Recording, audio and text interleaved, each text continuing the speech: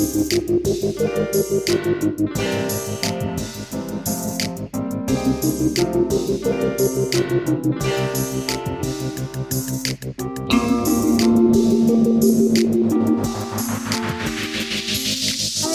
to the Mukilteo Football Show. My name is Miles. My name's Kirk.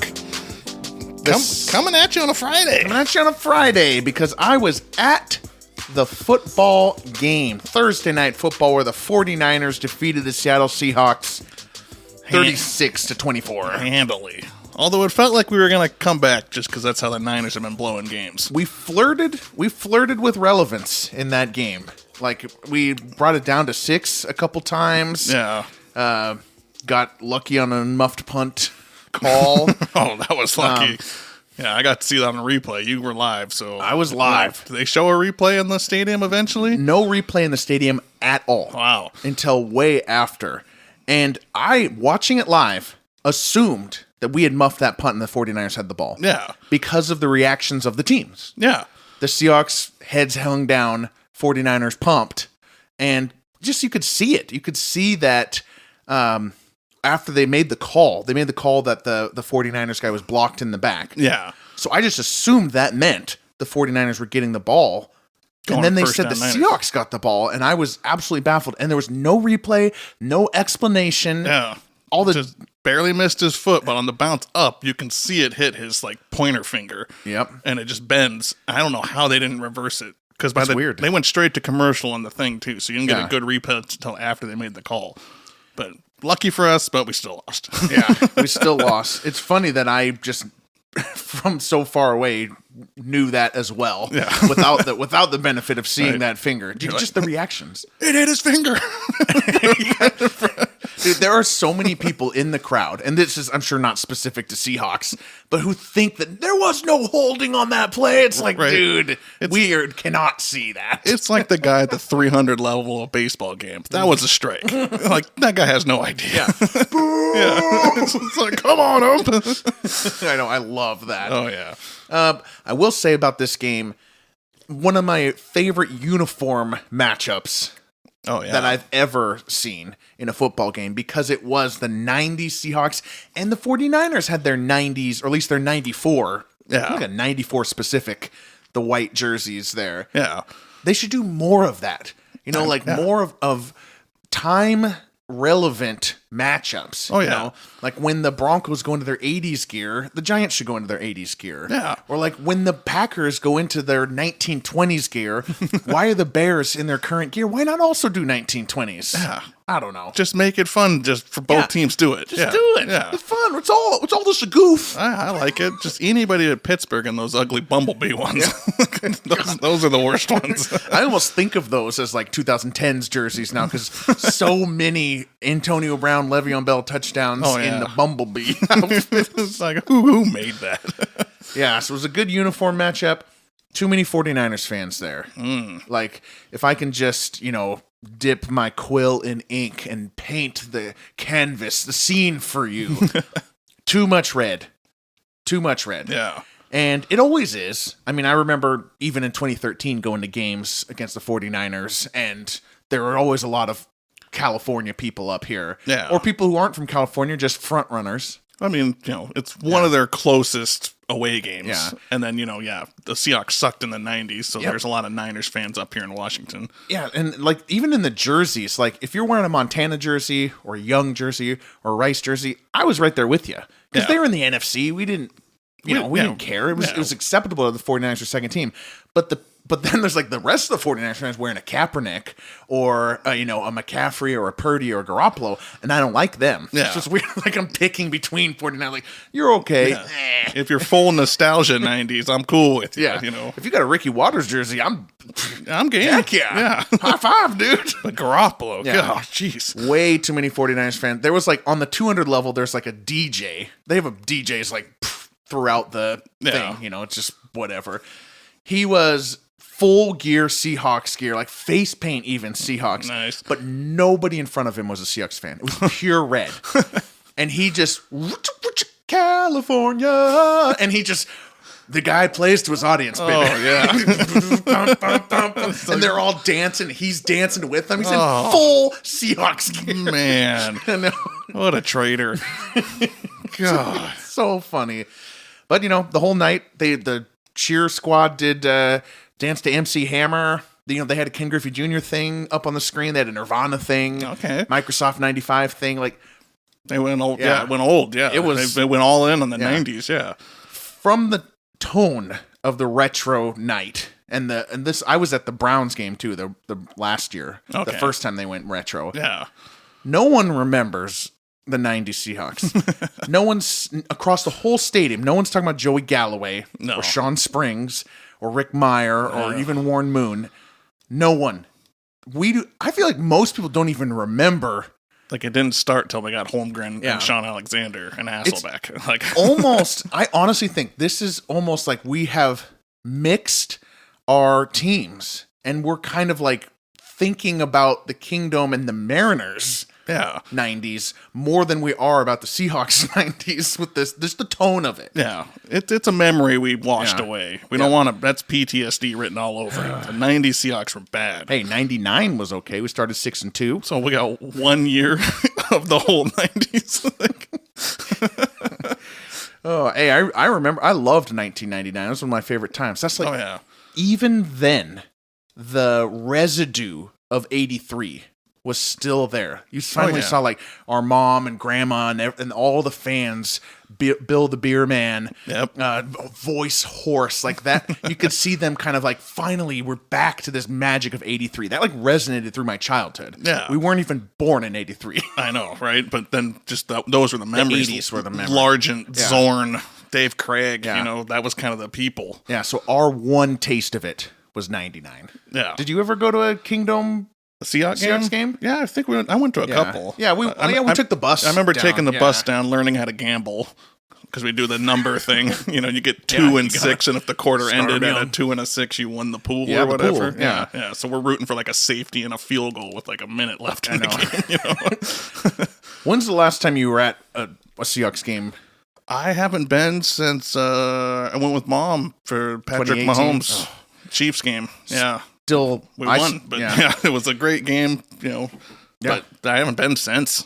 What a good game to go to. I still regret not going to that game for a lot of reasons, but I will tell you this. The crowd has dwindled. It's not the same roar that it used to have. It's not a roar. It's natural. It's what's happening in the Chiefs right now. It's what happened to the Patriots. You get a bunch of like hot middle class rich people. They're there to have the experience like wash over them and not contribute to it. Like, we all gotta roll up our sleeves and make this loud. Yeah, man, we gotta put the grit and the sweat and the work in and scream. But these people are just there, they got one ticket for their kid who's on a tablet. I mean, it's just, oh God. And there were like all these, so it was very quiet. Like the 49ers huddled up in the end zone on the first drive. And we weren't like just screaming our heads off. I mean, me and Anthony were, but they were huddled normally. Yeah. On the first defensive series of the drive in the end zone. Man. Would have never happened before. Unacceptable. Never would have happened before. Like, we're the 12s. Like, people hate us for like yelling so much and causing false starts, and you can't get the cadences. You have to go silent count the whole time. Yeah, like it's just that's frustrating to hear. Yeah, and there was like a bunch of this happens to every fan base that gets some success, and we have had 2 decades of pretty damn good success. Yeah, people chanting. So after so we're kind of losing the game pretty bad. We're at halftime. Yeah, we come out and they score to go up like 23-7 or whatever. Yeah, and it seems like it's going to be a blowout. That's when Laviska Shenault returns the halftime kick. Yep. We get a stop, and we get the ball back, and now we're driving to come within 6. Lockett catches that big bomb, right? Yep. The crowd, so many different people in the crowd were trying to start the Seahawks chant. On offense? Oh. See, and I was yelling, no, don't. And like other people like me were like, shut the right?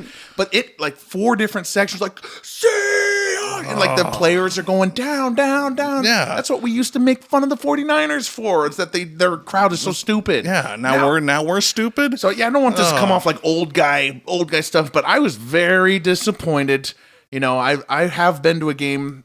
I was at the game last year at the Browns games. I was actually at a 49ers Thursday Night Football in 2022 as well. Oh wow, yeah. But lost that one too. Lost that one as well. Yeah. We got to get the real fans back there because it has become just, we've had the good times and now the ticket prices have gone up and, now with inflation and all that, just don't have the real fans there. I want the crazy people. Yeah, maybe a few years of this will do it. Yeah. I think, you really you want people there because they want to watch football. Yeah. And the retro crowd is also like the least, feels like some people are just getting their pictures.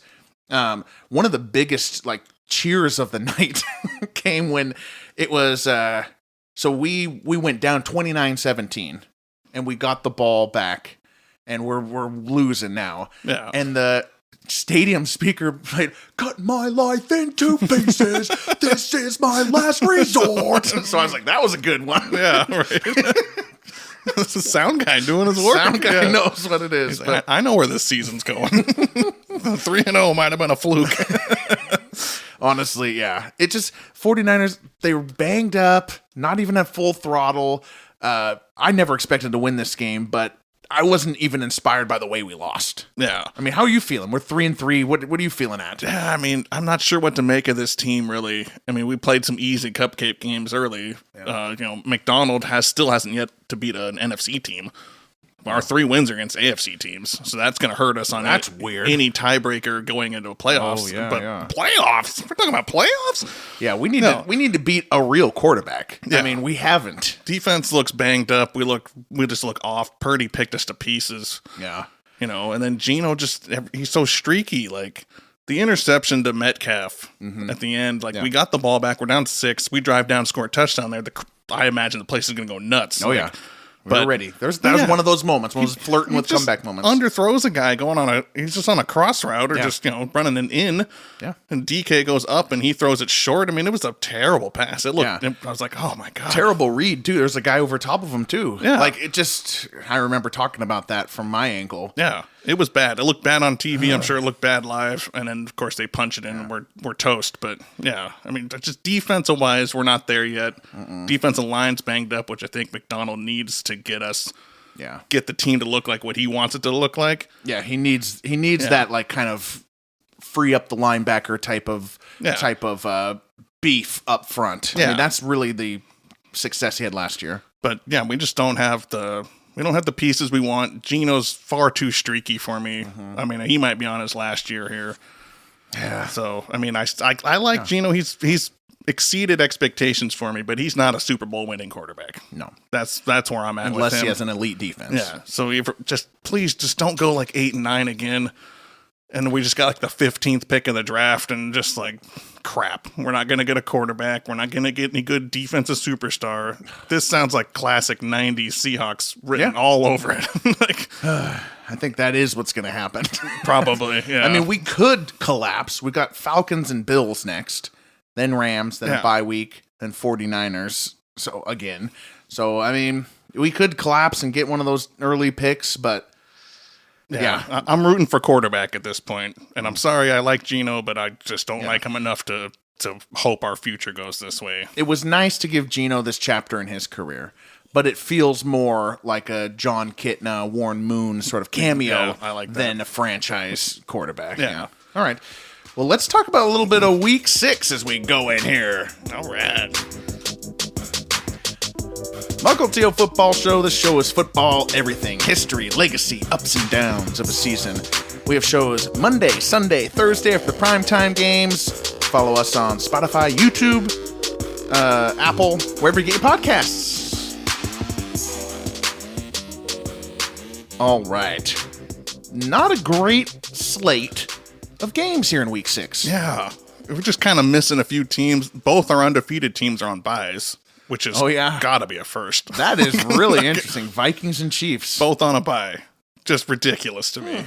And these weeks are the bye weeks are too early. I even heard, I was listening to the Kelsey podcast. Yeah. Even Travis is like, I hate these early bye weeks. I'd much rather have it later in the season so I can freshen up then and go down the stretch. But you know what? It's just the way the NFL does it. So week 5 and 6, too early for me. I completely agree. There was no week 5 buys before. Oh, yeah. They just started doing that this year. Yeah.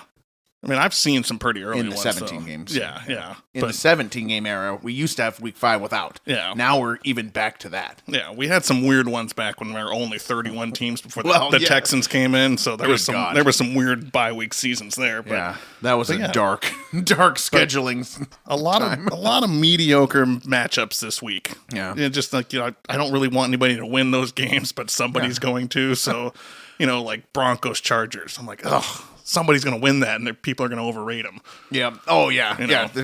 We're a one week memory here. It's like, the Eagles are going to beat the Browns, and we're going to be like, oh, yeah, Eagles are back on track. Right? It's like, they could take down the Commanders. Yeah. Oh, yeah. Falcons are building up now. They after they took down Tampa Bay, now they go and take care of business against Carolina. Yeah. It's like going to be, but there will be an upset somewhere. Yeah.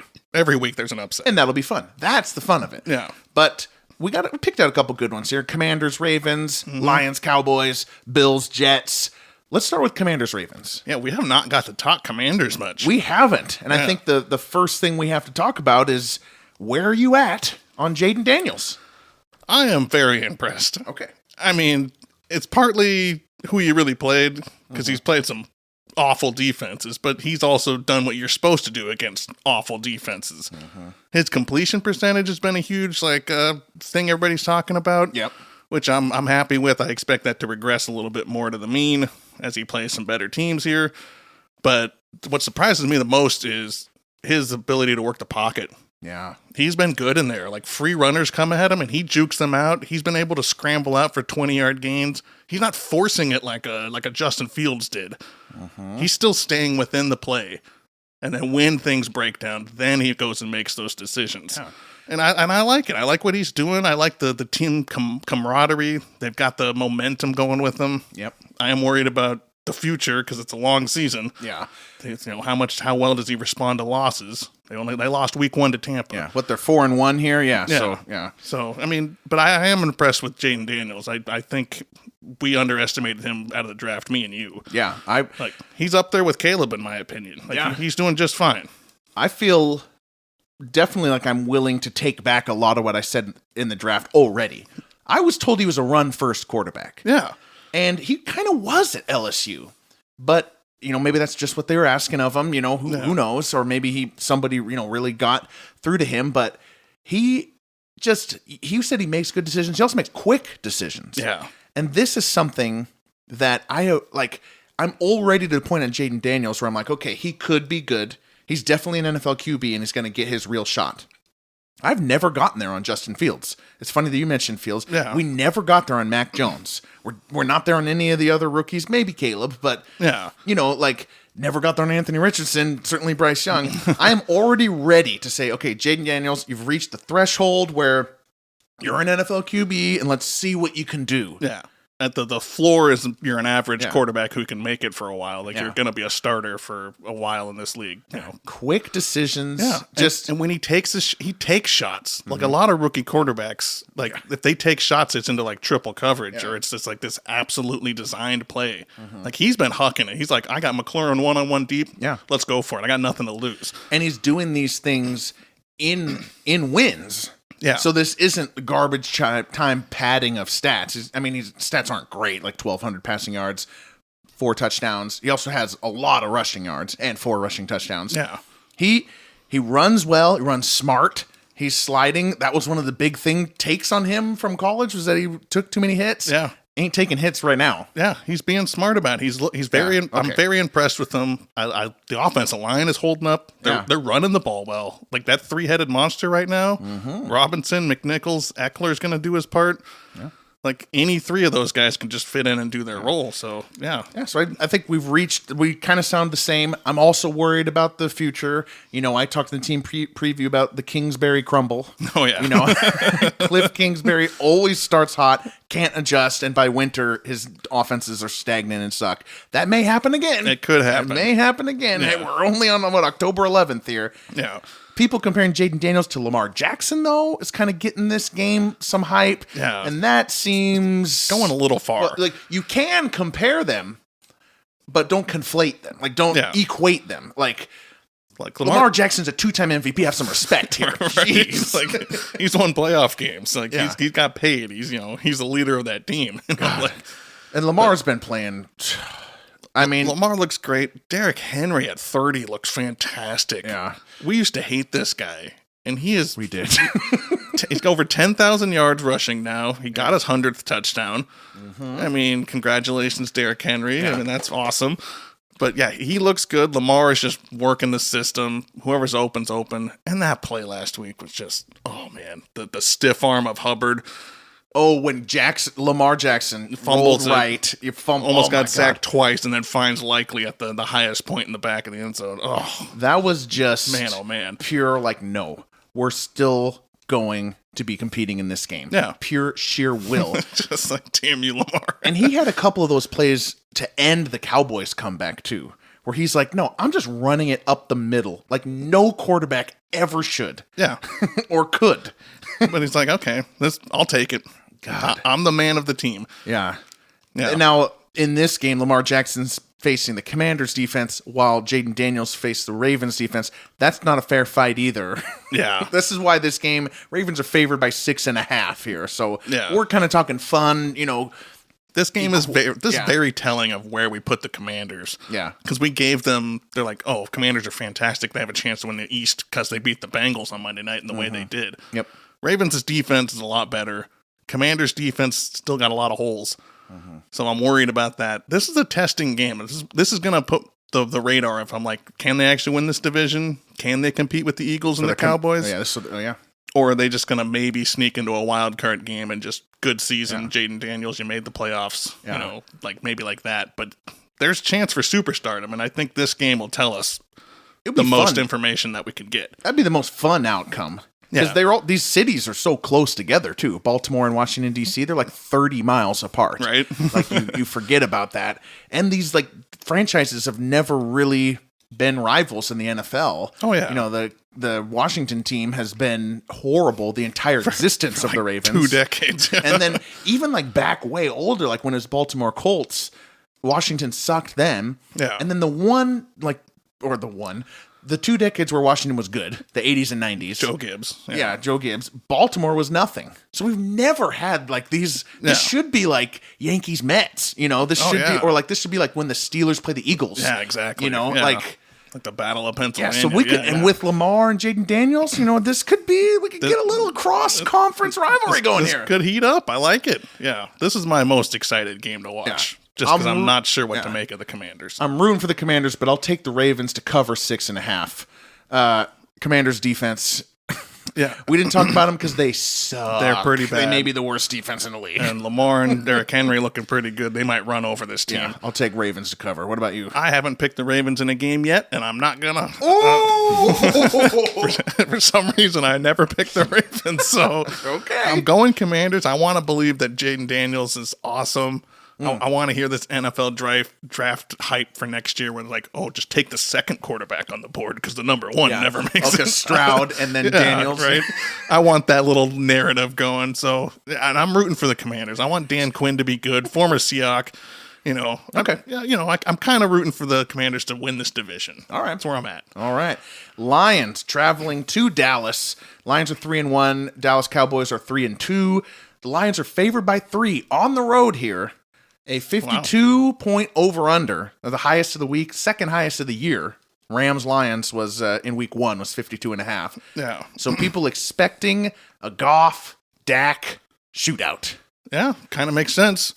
I could see it. I would much rather watch that than Dallas-Pittsburgh. That game, thank goodness for that awesome ending. Right. That game was a slog. And a lot of it was the 90-minute weather delay. I think that start this thing, please. Yeah, and then it started, and you're like, it starts, and there's no movement, no action. Oh my god!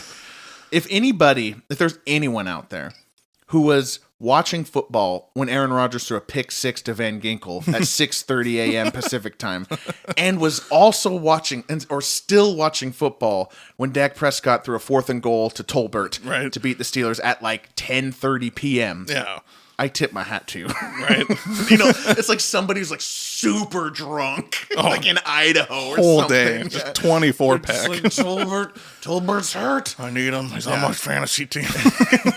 Come on, Prescott. That was such a cool ending to that Sunday night game. I know I said the game was boring, but like when Tolbert got hurt on 3rd and goal, I mean, first of all, there's nothing better than 1st and goal, needs a touchdown under a minute. That's drama, baby. This is the game. And it's those uniforms, Cowboys and Steelers. And we said it was classics. I mean, for 2 decades now. They end with class. They end with Romo pick sixes or Big Ben overtime interceptions or Zeke Elliott runs up the middle.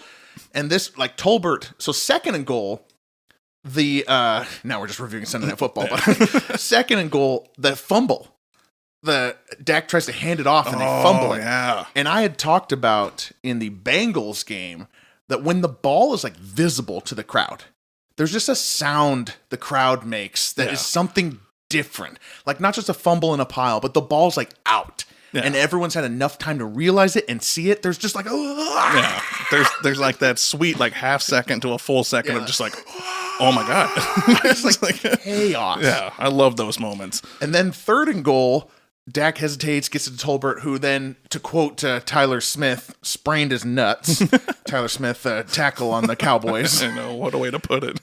Tolbert comes back in. All Tirico and Collinsworth are talking about between 3rd and 4th goal was Tolbert needs to come out of the game. Cowboys got a timeout. Steelers call timeout. They get Tolbert back in there, and then he's the one who catches the touchdown. That's just good TV. Yeah, and it was a fantastic game. It was good way to finish that Sunday night game. But as far as this game goes, this was a great matchup last season, late in December. It was the ineligible receiver or whatever on the 2-point conversion. What's that guy's name? Oh man, whoever the guy that didn't report. Yeah, or Skipper. Yeah. I mean, it was a trick play. They were trying to very slyly report and trick the Cowboys. Had 2 guys go to him and one Lions fans seem to forget that. It wasn't like a straight up report. It was a trick play. And then it was, basically going for 2 from the 7. Just kick the extra point. You hated that. Just kick the extra point, Dan Campbell. Tie the game, go to overtime. Yeah. Accept your losses. Yeah. But this is a great game. The way that the Lions went into the break, Jared Goff throwing a complete, 18 for 18, just like that never happens. Somebody's having 100% completion percentage. Thank you for not saying perfect game. Yeah. Because wasn't perfect. Perfect game is something different. Yes. But I like the way the Lions have been rolling. I don't think this win that the Cowboys got over the Steelers proves anything for them. That was more just a sloppy game that it's good that Dallas won to kind of keep them motivated. Yeah. But the Lions, man, they're starting to look dominant. And they're when you come off a bye week, you're fresh again. Yeah, Ragnar will be back. That defense is fresh. That's always the biggest thing off the bye week. Your defense is like ready to hit. You got 2 weeks to sit there and go, okay, now my body's ready to go again. Let's go hit somebody. And Detroit's got a pass rush, and the Cowboys don't have pass protection. Yeah. I mean, I know it was the Steelers, and Steelers have a great pass rush as well, but that seems like kind of the weak spot of this game. I'm worried. I mean, it's just classic Cowboys just get behind way too early. Yeah. If you're McCarthy, you have to be preaching, let's stay in the game. By halftime, we need to be like within a touchdown. Yeah. Like that is the goal for them. But I think Detroit just kicks their butts. I think they just smack them. And the penalties just keep coming for the Cowboys. This is all smoke and mirrors. 3-2. I'm glad it's kind of making the Week 6 game interesting, but this is a bad team. Yeah. And Lions, I think you said it best. They're ready to be dominant. I think they're going to have a little dominant stretch here while they're healthy. Yeah. Of course, anything can happen on the way to the playoffs, but that line can take over a game. And the Cowboys are so banged up on both lines. Yeah. Yeah. I'll take the Lions in this game. And they haven't been able to stop the run. The Cowboys haven't. You got Gibbs and Montgomery, which is probably the best rushing duo in the whole league. I mean, I'm expecting a beatdown. That's my opinion in this game. So I will definitely take the Lions to cover the 3. So right. I'm with you on that. All right. Monday Night Football, the Bills 3-2 travel to the New York Jets 2-3. This gives us a chance to talk about the big story of the week. The Jets have fired their head coach, Robert Saleh. I feel what do you think? I think you called this. I said Dennis Allen first. Oh, damn. Okay. I didn't call it. It was like one of those. He was my other guy. Okay. I officially said Dennis Allen. All right. I mean, I was pretty surprised, honestly. I mean, I just didn't think this early in the season you get rid of him. I knew there was some like turmoil there, the way they lost to the Broncos, and then just the way they said it. The owner said this was a do or die against Minnesota. I'm like, why now? Yeah. Like, why now is it a do or die? That is weird. I don't get it. Why keep him into this season if you knew he would? If he had got off to a bad start, you're going to fire him. Like, is Ulbrich that much better of a coach? Like, is he going to do that good? I mean, I don't know. I worry, and I have no basis for this, but I worry that the Jets, this would be classic Aaron Rodgers, are playing the week-to-week NFL media game. They just faced Brian Flores in Minnesota. Yeah. They're gonna be better this week. Yeah. So they needed to fire Robert Saleh at a time that they had just played really bad against a good team. Okay. And now they go into Buffalo, who's not into Buffalo. Buffalo's coming to New York, right? Yeah. And they lost 2 vulnerable. in a row. Yeah. It's like the maximum media perception. And the Jets and Aaron Rodgers specifically seem to play this game. Yeah. Like Hackett was taken away play calling because the media was talking about Rodgers is the one who made this firing, and they were putting out, then all of a sudden there's like these shills for Aaron Rodgers coming out and saying, oh, Rodgers was blindsided by this. It's like, yeah. Yeah, you say that now very conviently for a specific reason. He's playing it off really cool, but the fact that he met the owner the night before and the owner didn't bring it up, didn't say a thing. Yeah. Like BS, dude. Like there's no way that didn't come up and you come in Tuesday and he gets fired. And there's so many other moments going back to the spring where this, like Saleh's like, no, he should be here. I don't know why he's in Egypt. Yeah. And reports of Robert Saleh and the owner fighting at the combine and stuff like that. Like, there's been the fake hug where Rodgers pushed him away. Yep. There is enough breadcrumbs here to just get off your BS. Yeah. And if you play this media game, it's fleeting. It'll bite you. Yeah. It's like the only thing that matters is long-term result. Now, we play the media game. This is our arena. We deal in week-to-week reactions, but you shouldn't. You're the Jets. You're a team. You shouldn't be. You should just be worried about football. And everything here feels like that. It's just ugly and gross. I mean, I don't think Robert Saleh deserved to continue coaching after this year, but he definitely deserved to coach the rest of this season. What the heck is this going to do week 5 to 6? Yeah. Just like he should have gotten a longer opportunity. Plus, the problem has been the offense. Yeah. It hasn't and I think he's never had a good offense, and he never will. Yeah. And so he handed it off to these people who got him fired. I mean, that sucks. And usually you fire the coordinator before the coach. You usually say, "Oh, this is the problem. We're firing the coordinator because he's the problem." And then if it continues to be a problem, then you fire your coach. That's usually the progression of firings. Nathaniel Hackett, I don't know what he's doing. He might I don't know how he still has a job. Nathaniel Hackett is just a proxy for Aaron Rodgers as offensive coordinator. It's a meat bag. He honestly, he is just a meat bag collecting a salary. He's just a puppet of Aaron Rodgers. He's like when the coal industry installs one of their own as the head of the EPA. That's a good one. I like that. That guy is just a puppet, man. Yep. That's Nathaniel Hackett. It's like, oh, you don't want that to happen? All right, I'm getting it out. Yeah. Oh, you want to do that? We'll do it.